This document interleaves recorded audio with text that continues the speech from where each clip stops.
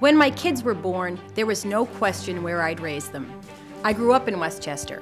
I went to the public schools here. And as far as I was concerned, this is the best place in America to raise a family. It was the right decision. My kids love Westchester, and we've been truly blessed living here. But for thousands of families like mine, living in Westchester is getting tough. Things are changing. They're getting a lot more expensive, and people are being forced to make hard choices or move away. There are some things in life you can't control, but most of the problems facing Westchester have come from bad decision-making in Albany. Too much spending and a crushing tax burden. That we can do something about. But we need to start sending the right people to Albany. Just listen to what people are saying. When you live in Larchmont, you don't get much property, and the taxes that we pay for our property is astronomical and it keeps climbing. So it's definitely a little bit of a problem. I think there's too much political, posturing. There's no transparency in anything that's going on right now, and that's what we need. Well, taxes are just out of whack. Somebody's got to do something about to keep spending in check. My oldest son went to college. It cost me $30,000 a year. Now it would cost $50,000 a year. Somebody's got to do something about property taxes, school taxes. It's just getting out of hand. Don't start me on the oil. Okay. I love supporting the schools. I love supporting the community. But you want to be able to keep living here after your kids are out of the schools. Well, it's a struggle.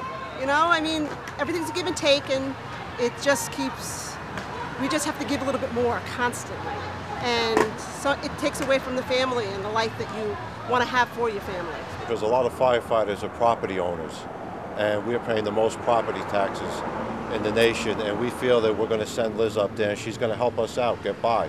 Taxes are out of control, and we need somebody who has integrity and we can trust to look out for us, the working guy. And Liz has assured us that that is part of her agenda. How did you get involved in public service? Well, I don't know if it was by choice, really. My father and mother were so involved in local affairs when I was growing up. My mother was on the PTA at Chatsworth, the school I went to, and my father was a volunteer fireman, and then he ran for trustee and ran for mayor. So I used to trail around with them, actually. I used to campaign a lot with my father, door to door, and at the train stations and that kind of thing. And I loved it. I got the bug. And I saw that you could do something. My father was very focused on the bottom line. He liked to get things done, and he was a very good walking example of how one person, just by volunteering and getting involved in local government, can make a difference. That's great. Yeah. Did you go to local schools here? I did. I went all the way through here. Graduated from Amerenik High School in '78. Yeah. And the home of the New York State baseball champions this past year. We had a great parade for the varsity baseball team, which was so much fun back this past spring. I have a son at the Hummock School where I went. My other two kids went there. Oh, that's great. It is great. It's a beautiful town, and it's a great school system. Then you went to Georgetown. I went to Georgetown, and I graduated in '82. I actually ran for student government senator there, and I was a senator in college, which is kind of a nerdly thing to do, but I loved it. I really have always loved it. I ended up staying in Washington for quite a while, till the mid-'80s. I worked in the Reagan administration. My first job was working for David Stockman, who was the budget director at the time. Right. I'm not sure anyone knows who the budget director is these days, but that was a great experience. And it's been a very funny circle for me, because I started out in federal government, and I saw really how big and how unwieldy and how unproductive government can be. And now here I am all the way back down here as mayor, and I've seen it from a whole different perspective. Yeah. How is, because you grew up in Westchester, you've been here virtually all your life. How do you see Westchester different today than when you were growing up here? Well, listen, Westchester has everything anyone could ask for. Beautiful parks, great services, and great schools. But right now, Westchester is suffering from the highest tax burden in the entire country. We pay the highest property taxes, as you saw, of any other county in the country. And there's something fundamentally wrong with that. And people can't afford to stay here anymore. We have many seniors, middle-class families, small businesses who are voting with their feet. They are migrating out of Westchester and out of New York State completely because the taxes are too high. But you'll have people say that Westchester's, on balance, an affluent community, and that Westchester can afford to have high property taxes. I mean, what do you respond to that? Well, no, let me tell you something. I have been campaigning door to door since May for the state Senate. And the Senate district includes areas as far north as Ossining, and it comes all the way down to New Rochelle. And I saw many people this summer in the height of the heat, the middle of July, sitting in their houses with no lights on, no air conditioning on, because they were saving money so they could pay their home heating oil bills this winter. And they live right here in Westchester. So there is something very wrong when we have really the backbone of this county sitting at the dinner table every single night worrying about how they're going to balance paying for their stuff, paying to run their own homes and paying their property taxes. I guess a property tax is a fixed cost. You can't do anything about that. Well, they can't. We are sitting at night saying, okay, I pay $20,000 a year in property taxes. There's nothing I can do about that right now. So now I've got to make some other choices. I've got to pay for gas, it's $4 a gallon. I've got to pay home heating oil, it's $4.40 a gallon. I've got to buy my medicine, my prescription drugs. I've got to pay food. I've got a college tuition. So those are the choices you start to make. You start working with that part of your budget because you can't do anything about your property taxes. And that's wrong. I mean, nobody should be sitting here having to make those kinds of decisions after they've worked this hard for this many years to stay in their homes. And then they have to sell their house. Well, that's what's happened. We've seen many, many people, particularly seniors who have paid off their mortgages maybe 10 years ago, who now face a property tax burden that is a second mortgage to them. So they have no choice and they sell their homes. Yeah. And in some cases, Billy, they're only going as far as Connecticut. But the tax structure up there is so much more favorable. And that's, they choose, they can get good services there too, and they want to stay in Westchester. That's what's so sad. These are people who want to live here. And then sort of the other end of that coin is young people who want to start a family, looking for a suburban community, can't afford to buy into this market. And that is something that's really jeopardizing, I think, the overall quality of life in Westchester. What's causing the property taxes to be so high? Well, first of all, spending on the big level, on the state level spending, and on the county level also, and the local level. But really, in our case, it's that Westchester County does not get its fair share of money from Albany. We don't get our fair share of money for infrastructure, for hospitals, but most importantly for our schools. I mean, the biggest chunk of your property tax bill is your school bill. In our case here, it's about 60% of our overall tax bill. In some parts of New York State, it's over 70% of the tax bill. So if your school taxes are your school budget is $100 million, but you get a cash infusion from Albany for $30 million from the state to help offset your budget, then the burden that's passed around to the local taxpayer is substantially less. You go from 100 down to 70, right. And that's how you divide it up. I saw an ad that you have out now that had a remarkable statistic. It was startling that this state Senate district or Westchester gets less state funding than any district in America. Is that right? Yeah, it is right. And it's not this county, it's the state Senate district. It's the district that includes, Ossining, Newcastle, North Castle, White Plains, Scarsdale, Harrison, Portchester, New Rochelle, and other communities in between, Rye. We get the lowest per pupil aid from the state in the whole country. That's mind-boggling. The state average is almost $8,000 per pupil, the state average of aid from Albany. Here in our district, it's $2,294 per pupil that we get back from New York State to help offset our property taxes, our school bill. Right. And that's the next lowest district is someplace out in South Dakota. I mean, it was stunning. As I've been doing my homework through the course of this campaign, that's incredible. And I've been up all night now with steam coming out of my ears because this infuriates me. But why wouldn't a state senator? I mean, the incumbent state senator has been in that job for 25 years. One would think that after 25 years, she would have seniority, some clout to get better funding for her district. Why hasn't she? Well, first of all, she's the most senior Democrat. She's a ranking Democrat on the Education Committee. She's very involved in education issues. As she has said, that's her top priority.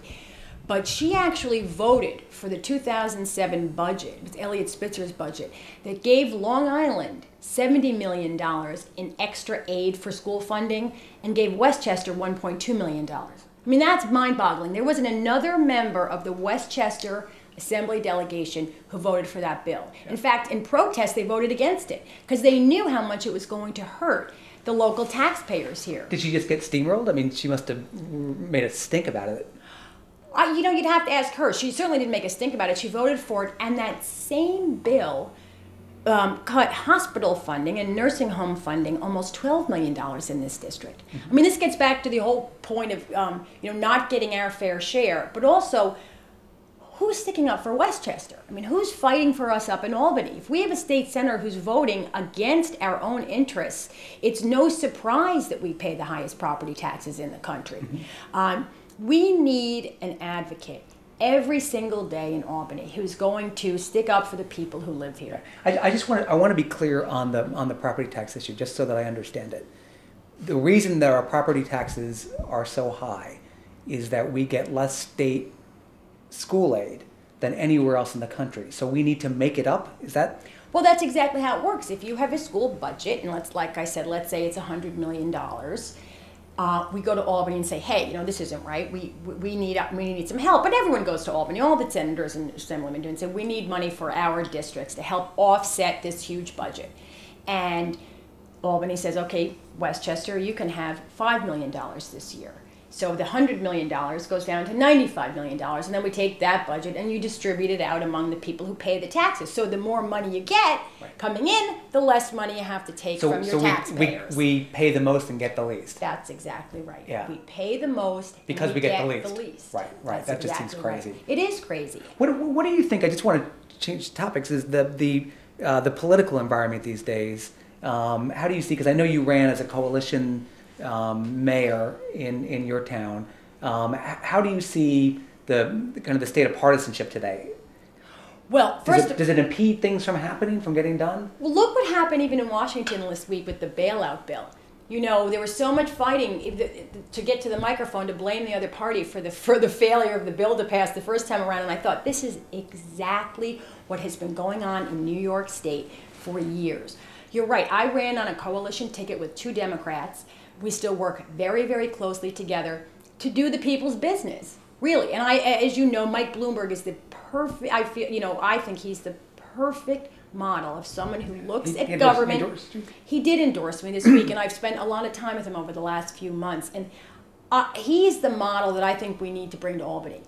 Smart, efficient government is possible if you push aside politics and focus on results. The people who live here in Westchester County deserve representatives who are focused on their interests, not on political interests. And partisanship is ruining progress in the state and in the country. And we need more people who are going to go to Albany and cast votes that are not part of any political party's agenda. We're all registered in a party and we all have philosophical differences, but at the end of the day, the master we're supposed to serve are the voters, are the constituents who live here, the taxpayers. And that's what's not getting done, and that's why people are so disgusted. Yeah. Well, what can be done about the property tax crisis? Because it is a crisis. What could be done about that? Well, Governor Patterson in the spring proposed a 4% tax cap on local school districts. 74% of New Yorkers support the tax cap. It has bipartisan support across both houses of the legislature, and I support it 100%. A 4% cap on the growth in spending is a very reasonable, responsible approach to getting our budgets under control. The state Senate on August 8th had a special session, almost a historic session, to address property tax relief, mandate relief, and spending reform. And Senator Oppenheimer wasn't even there for the vote. She was out of town on vacation.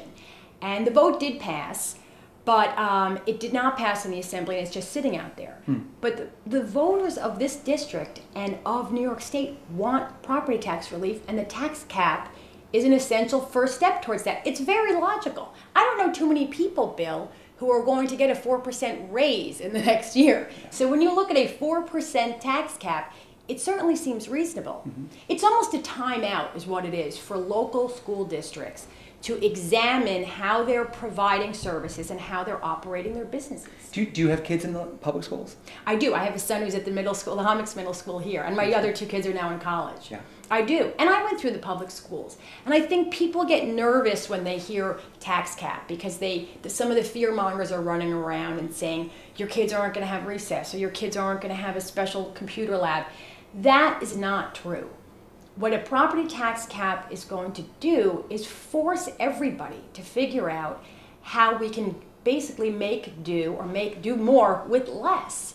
One of the other things... But you're talking about... But you talk about growth, a constantly growing budget. 4% year over year. I mean, that is not an insignificant rate of growth. It's a responsible, reasonable rate of growth. And I don't think, when people really listen to it and pay attention, they understand exactly what it's about. Yeah. Otherwise, 74% of New Yorkers wouldn't support it. Yeah. What voters are saying is, we can't take it anymore. What about the incumbent senator? Does she support the tax cap? She does not support the tax cap. In fact, one of the things that she said when she missed that vote was, well, it didn't really matter because I'm against the tax cap anyway. And I have said all along, we have to have a seat. Westchester needs a seat at the table. You might not support the tax cap, but you sure as heck better show up and advocate for a position that's going to help your constituents. You might not like what's out on the table, but we have to be part of the conversation. If Westchester doesn't have a seat at the table through these kinds of negotiations, it shouldn't be any surprise to voters or taxpayers here, that we have the highest property taxes in the country. Yeah. We have to have a senator who is sticking up for Westchester, and right now who is sticking up for property tax relief in every single discussion that's going on. What do you think about the plan to replace the Tappan Zee Bridge? Well, I think it's long overdue, first of all. I mean, that bridge was built in the late 50s, and they knew it was going to last about 35 years, and we're finally getting around to having a proposal. It's not even a plan yet. But yes, I agree it should be replaced. But the bigger problem, or the bigger question, is how are we going to pay for this? There isn't $1 in capital funding right now that's available to make that replacement, that bridge replacement. There isn't $1 for flood mitigation either, for that matter. I mean, we have done a terrible job as a state in planning for the infrastructure needs and improvements. The toll revenue that you're paying and I'm paying are going into a big fund, and again, that money's not coming back to Westchester. That money's not coming to the flood victims in the village of Mamaroneck or Rye or Larchmont. It's or to replace the Tappan Zee Bridge. And there's no oversight, there's no accountability at the state level. And that's what needs to be fixed in order for us to really start planning for our future. Yeah, it sounds like there's no long-term planning. There's no planning. And listen, it's not sexy to stand up and talk about road improvements a lot. Politicians generally don't do that. So we have no money for the Tappan Zee Bridge, and no money for the kinds of real infrastructure improvements that we need to make around here. So here we are, and it's 2008, really going into 2009. Incredible. And it's the same conversation that we've been having for 25 years. And I don't know why we have so many, it's the bureaucracy, and again, the lack of planning and the lack of accountability at the state level. But how do you deal with that when there's such political infighting in Albany? Leadership. We just need leadership. We need people to stand up and take ownership of projects and planning. We have 600 independent authorities in New York State. The Power Authority, the Thruway Authority, the MTA, that are all doing their own thing. And the legislators who are responsible for overseeing all of those operations, they need to get in the game. With all the partisanship in Albany, can one person make a difference? One person can make a difference. It's the only thing that ever has. That's what Eleanor Roosevelt said, and she's right. If she believes in an issue, she'll stand by it. She's not afraid to ask, flat out for what she wants. And those are the type of people that we want in office.